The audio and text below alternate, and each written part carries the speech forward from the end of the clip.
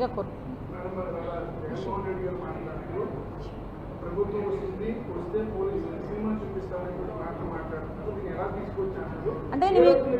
అంటే నేను ఇందాక ఒక మాట చెప్పానండి మీకు, ఒకటి ఆ పోస్ట్ కూడా చూపిస్తా. అతని మాటలకి అతని తాలూకా కార్యకర్తల తాలూకా బిహేవియర్స్కి ఎంత కోఇన్సిడెన్స్ ఉంటుందంటే, ఇది ఒకటి పెట్టాడండి, ప్లకార్డ్ పట్టుకున్నాడు.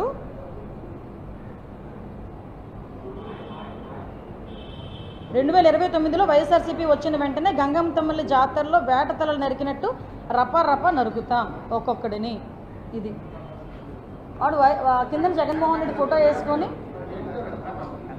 చూడండి ఒకసారి, మీకు కాల్ పంపించమంటే పంపిస్తాను. ఇంకొకటి పెడతాడు, ఇంకొకటి ఏదంటే కొట్టారు తీసుకున్నా మా టైం వస్తుంది అని చెప్పి ఏదో పదం ఉపయోగించి చెక్కేస్తామని అన్నాడు ఏకంగా.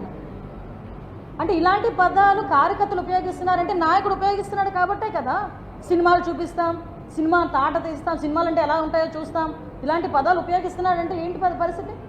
నేను ఒకటే కోరుకుంటున్నా, ఈరోజు శాంతి భద్రత ఇప్పుడు ఏంటంటే ప్రశాంతంగా వెళ్తుంది, సంక్షేమ కార్యక్రమాలన్నీ కూడా ప్రజలకి చక్కగా వెళ్తున్నాయి, ప్రజలందరూ సంతోషంగా ఉన్నారు, పెట్టుబడులు వస్తున్నాయి, పరిశ్రమలు వస్తున్నాయి, ఉద్యోగ అవకాశాలు కల్పిస్తున్నారు ఎన్డీఏ గవర్నమెంట్, కేంద్ర ప్రభుత్వం తలకి సహాయ సహకారాలు ఉంది.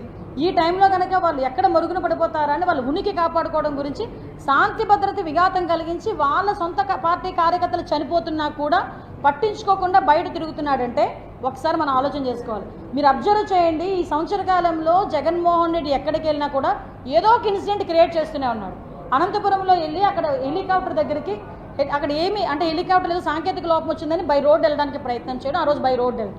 ఆ రోజు కూడా వాళ్ళ కార్యకర్తలు అందరూ వచ్చేసి అక్కడ ఏదో టెక్నికల్ ప్రాబ్లం కావాలని క్రియేట్ చేశారన్నట్టుగా ఒకటి క్రియేట్ చేయటం, అక్కడితో అది అయిపోయింది. దాన్ని క్లియర్గా మా పోలీసులందరూ కూడా క్లియర్గా ఇన్ఫర్మేషన్ ఇచ్చేసరికి వైఎస్ఆర్సీపీ ఆ పేటీఎం బ్యాచ్ అంతా నోరు మూసుకుని కూర్చుంది. మళ్ళీ మొన్న పొదిలీలోని వెళ్ళేసరికి అక్కడ పొగాకు రైతుల గురించి అని మాట్లాడడానికి వెళ్ళి పొగాకు రైతుల గురించి మాట్లాడకుండా ఏదేదో మాట్లాడిన సందర్భం. ఆ రోజు కూడా పోలీసుల మీద రాళ్ళు ఇరువిన పరిస్థితి.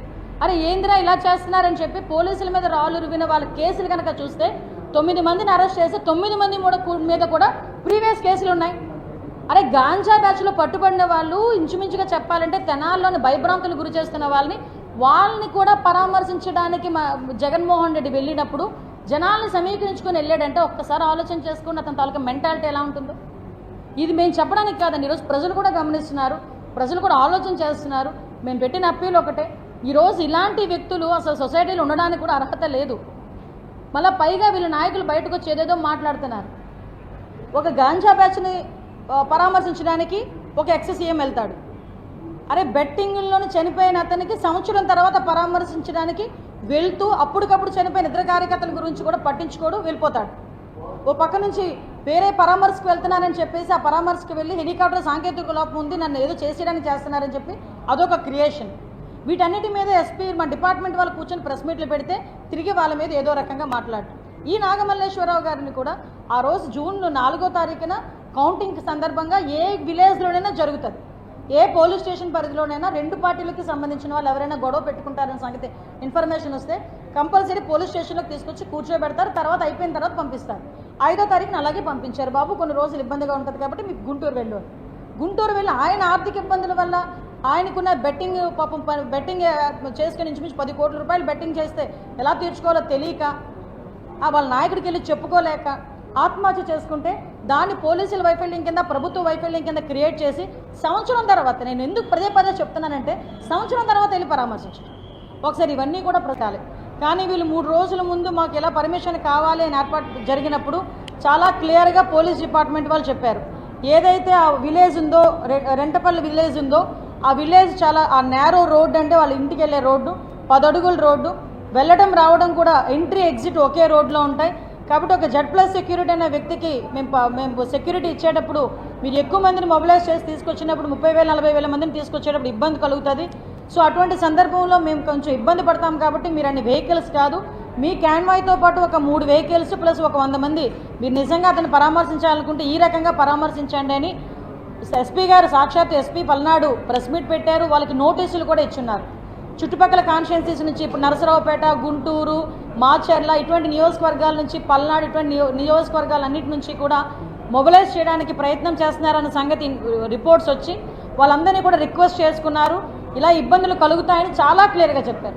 అయినప్పటికీ కూడా అతను స్టార్ట్ అవ్వడం ఇంచుమించుగా ఒక 10:30 ఆ టైంకి స్టార్ట్ అయితే ఎత్తి కొడితే 80 కిలోమీటర్లు, ఒక 2 hours వేసుకున్న 2 hours అవుతుంది. కానీ ఆ విలేజ్ వెళ్ళేదానికి కావాలని దారి పొడుగున వాళ్ళ కార్యకర్తల్ని పెట్టుకొని, అంటే అతను బల నిరూపణకి చూసుకోవడానికి దాని మధ్యలో ఒక ఫ్లెక్సీస్ కూడా, ఆ ఫ్లెక్సీస్ కూడా మీరు ఒకసారి అబ్జర్వ్ చేస్తే ఒకడు పెడతాడు రపా కోసేస్తామంటాడు, ఒకడు ఫ్లెక్సీ పట్టుకుంటాడు, ఒకడు ఇంకోటి అంటాడు పల్నాడు నుంచి స్టార్ట్ అవుతుంది రాజారెడ్డి రాజ్యాంగం అని చెప్పి ఒకడు పట్టుకుంటాడు, ఇంకొకడు వచ్చి మాట్లాడతాడు ఈ రోజుతో మీకు అయిపోయింది, మాకు టైం వస్తుంది, మేము నరికేస్తామంటాడు ఇంకొకడు. అంటే ఇలాంటి ప్లేకార్డ్స్తోని ఒక రకంగా చెప్పాలంటే రెచ్చగొడుతూ, జనాల్ని రెచ్చగొడుతూ వాళ్ళ తాలూకా ఆ ర్యాలీ ఎలా జరిగిందో మీరు అందరూ కూడా చూశారు. అరౌండ్ 3:30కి ఇంచుమించుగా అక్కడికి రీచ్ అయ్యే పరిస్థితి కనిపించింది. అంటే నేను ఇక్కడ ఏమంటానంటే ఇక్కడ చాలా యాంగిల్స్ నుంచి మనం ఆలోచించాలండి.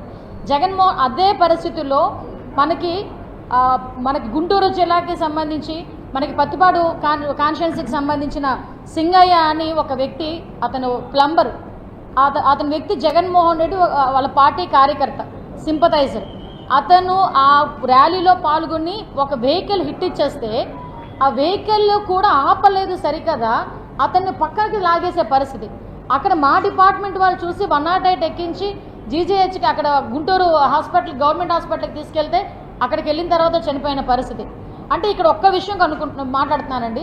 సంవత్సరం ముందు చనిపోయిన నాగమల్లేశ్వరరావుని పరామర్శించడానికి వెళ్తూ అప్పటికప్పుడు అతను క్యాన్వాయ్ గుద్దిన ఒక దళితుడికి చనిపోతే కనీసం దాని మీద ఖండించిన పరిస్థితి కాదు కదా, కనీసం పరామర్శిస్తున్నట్టు కానీ ఎటువంటి దాని మీద ఎటువంటి ఒక వాయిస్ కూడా రాలేని పరిస్థితి వైఫల్యం కింద క్రియేట్ చేసి సంవత్సరం తర్వాత, నేను ఎందుకు పదే చెప్తున్నానంటే సంవత్సరం తర్వాత వెళ్ళి పరామర్శించడం. ఒకసారి ఇవన్నీ కూడా ప్రజలందరూ కూడా గమనించాల్సిందిగా కోరుకుంటున్నాను.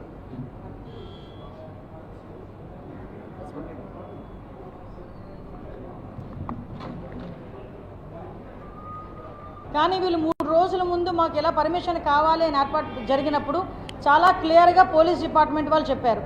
ఏదైతే ఆ విలేజ్ ఉందో, రెంటపల్లి విలేజ్ ఉందో, ఆ విలేజ్ చాలా ఆ నేరో రోడ్డు, అంటే వాళ్ళ ఇంటికి వెళ్ళే రోడ్డు 10 అడుగుల రోడ్డు, వెళ్ళడం రావడం కూడా ఎంట్రీ ఎగ్జిట్ ఒకే రోడ్లో ఉంటాయి.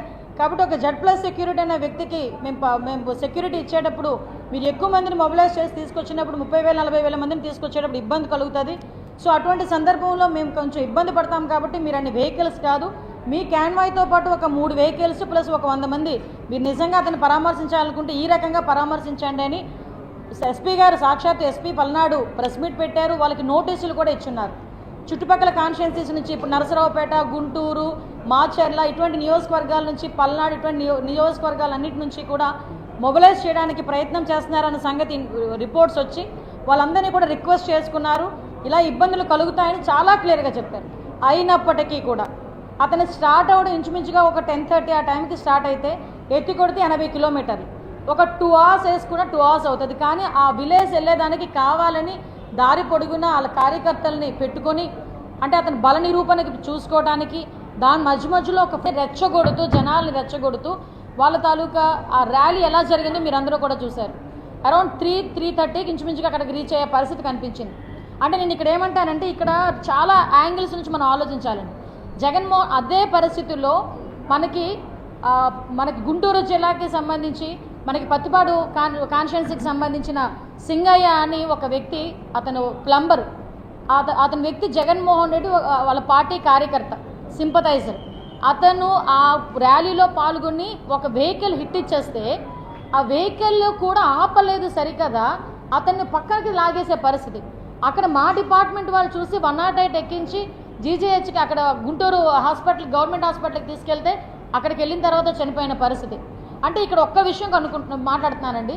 సంవత్సరం ముందు చనిపోయిన నాగమల్లేశ్వరరావుని పరామర్శించడానికి వెళ్తూ అప్పటికప్పుడు అతను క్యాన్వాయ్ గుద్దిన ఒక దళితుడికి చనిపోతే కనీసం దాని మీద ఖండించిన పరిస్థితి కాదు కదా, కనీసం పరామర్శిస్తున్నట్టు కానీ ఎటువంటి దాని మీద ఎటువంటి ఒక వాయిస్ కూడా రాలేని పరిస్థితి.